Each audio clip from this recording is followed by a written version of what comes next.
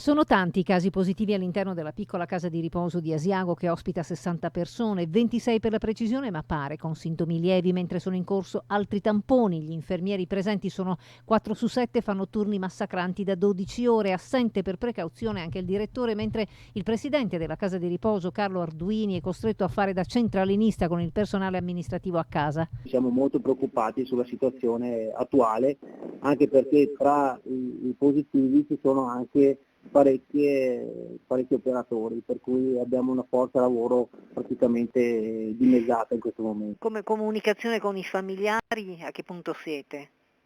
Allora, la comunicazione con i familiari è un po', in questo momento è un pochettino rallentata, anzi è molto rallentata per fondamentalmente due motivi. Il primo è che noi, essendo una casa di riposo piccola, abbiamo poco personale anche amministrativo.